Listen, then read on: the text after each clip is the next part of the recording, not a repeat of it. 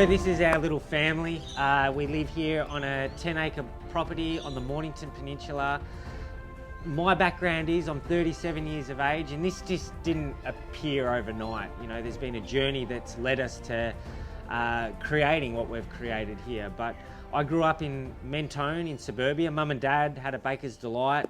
Lived just in normal house with a backyard. We had our pet dog, and I suppose growing up I got the pet bird and the rabbits and the turtles, and I just always had this passion for animals. It wasn't until later on in life where I did struggle through school, but I saw this opportunity to become a jockey. I was always tiny, so I pursued that career as a jockey, which has taken me all over Australia as well as the United States, riding over 1,000 winners, and the pinnacle of my career so far has probably been riding in 3 Melbourne Cups. I've broken a lot of bones along the way, but I'm still fortunate enough to be here.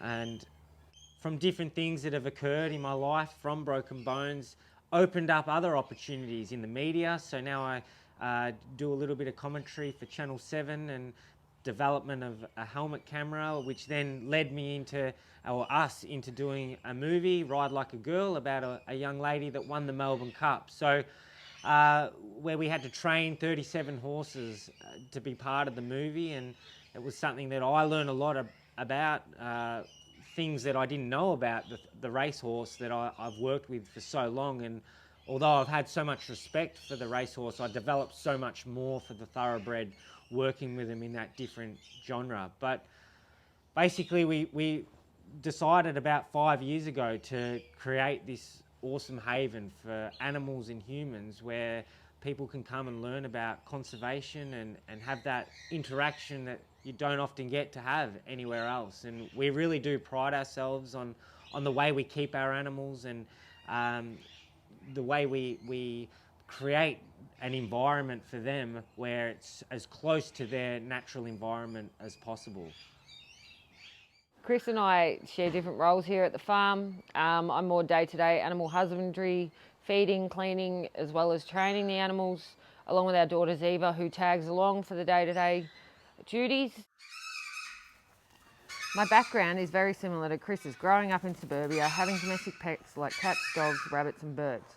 I was lucky enough to have a pony when I was in my early teens, then worked in the equine industry. Also playing a role in the movie, my main focus was animal welfare. Although it was an amazing experience, it was also relentless, long hours and a massive responsibility.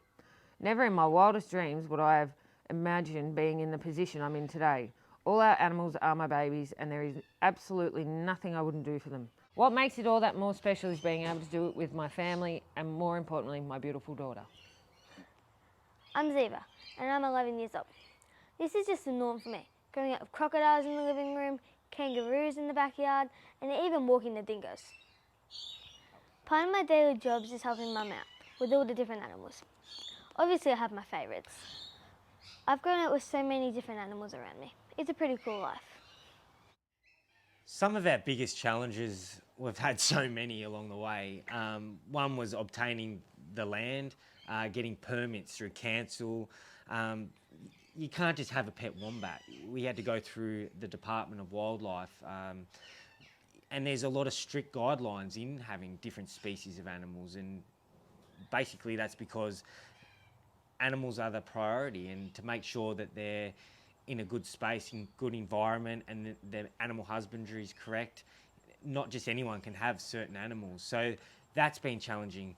One of the biggest challenges, I suppose, has been it's a competitive industry.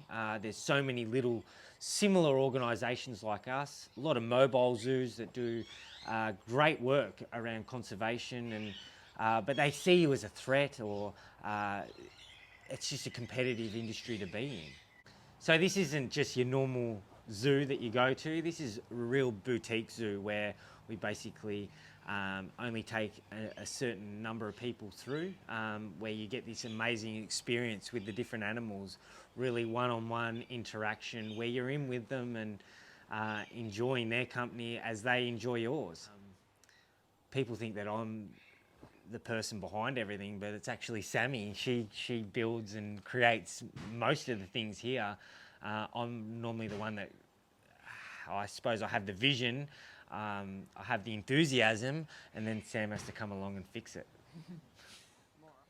A lot of the animals that we have here, you don't just go to the pet shop and pick them up. So forming relationships with other zoos, Vince, for example, from Aussie Wildlife Displays, has been a massive part of creating what we've created here. As mentioned earlier, I'm not an educated person. I do a lot of research. I haven't done any degrees or study of animals. We basically learn on the job, don't we? And surrounding yourself with great people that are knowledgeable and reading a lot on the different animals, that's how we maintain their health and safety.